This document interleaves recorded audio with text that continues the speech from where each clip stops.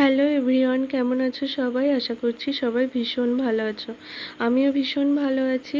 আর আজকে তোমাদের সামনে নিয়ে চলে এসেছি, আমার মেয়ে না হঠাৎ বায়না করেছে যে হচ্ছে দই ফুচকা খাবে। তো ও আগে একদিন না খেতে চেয়েছিল, তো দোকান থেকে ওকে কিনে দিয়েছিলাম, কিনে খাইয়েছিলাম। তো ভাবলাম যে আজকে না একটু বাড়িতেই তৈরি করি, যেহেতু মেয়ে খেতে চেয়েছে।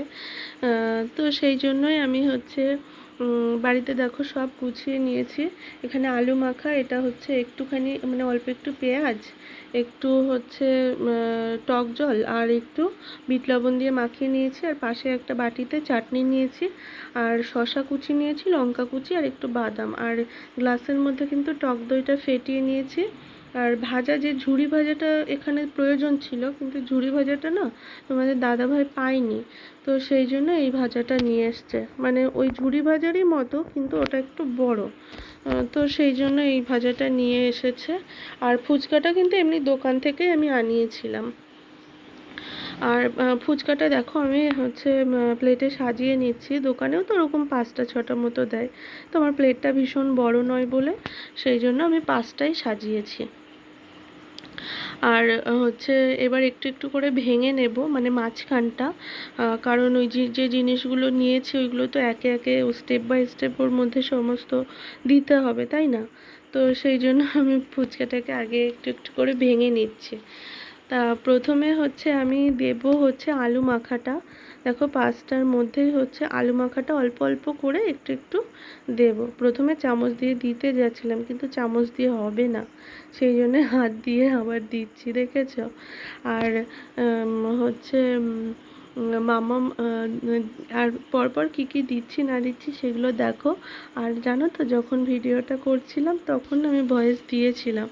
এখনও জানো তোমাদের দাদাভাই, মানে যেহেতু ক্যামেরাটা আমাকে ধরে দেয়, তো ও ধরে দেয়, তো তা হচ্ছে ওর সামনে না কথা বলতে এখনও যেন আমার কেমন কেমন লাগে।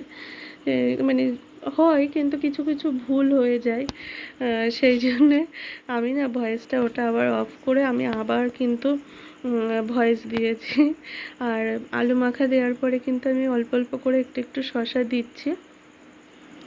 আর লঙ্কাটা কেটেছিলাম, লঙ্কাটা এমনিতেই দই ফুচকাতে লাগে না, প্রয়োজন হয় না, তবুও নিয়েছিলাম। তোমাদের দাদাভাই আবার একটু ঝাল ঝাল ভালোবাসে, তো ওই জন্য লঙ্কাটা নিয়েছিলাম, যে ও যদি পরে চাই একটা দুটো করে নিয়ে নেবে।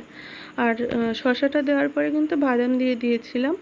আর বাদামটা দেওয়ার পরে এই যে চাটনিটা একদম বাড়িতেই তৈরি করেছি আমি। আর এর কালারটা এরকম কেন হয়েছে বলো তো? এটা হচ্ছে ওই পুরনো তেঁতুল, তো সেই জন্য এই কালারটা এরকম এসছে। আর চাটনিটার টেস্টটা না খুব সুন্দর হয়েছিল, মানে দেখতে এরকম হয়েছে কিন্তু খেতে খুব টেস্ট হয়েছে। মানে একটা টক টক মিষ্টি মিষ্টি এরকম একটা ব্যাপার।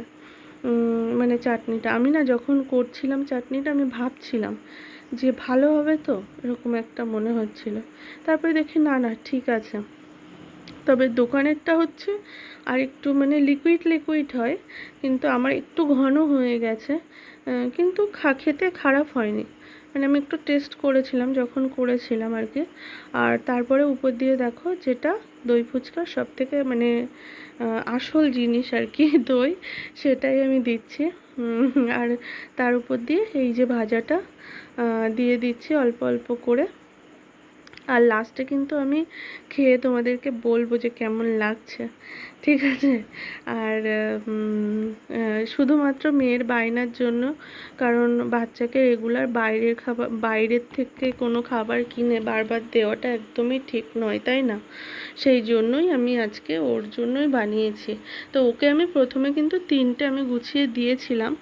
আর এটা আমি লাস্টে তোমাদেরকে দেখানোর জন্য করেছি যে হচ্ছে ফুচকাটা বাড়িতে করি আর কি, কেমন হয় দেখি। আর তোমাদেরকে বলছি যে ভালো হয়েছিল। আর যদি তোমাদের ভিডিওটা ভালো লেগে থাকে অবশ্যই লাইক কমেন্ট শেয়ার করো, আমার পাশে থেকো, আর চ্যানেলটি সাবস্ক্রাইব করো। আর আবার আসবে নেক্সট একটা ব্লগ। সবাই খুব ভালো থেকো।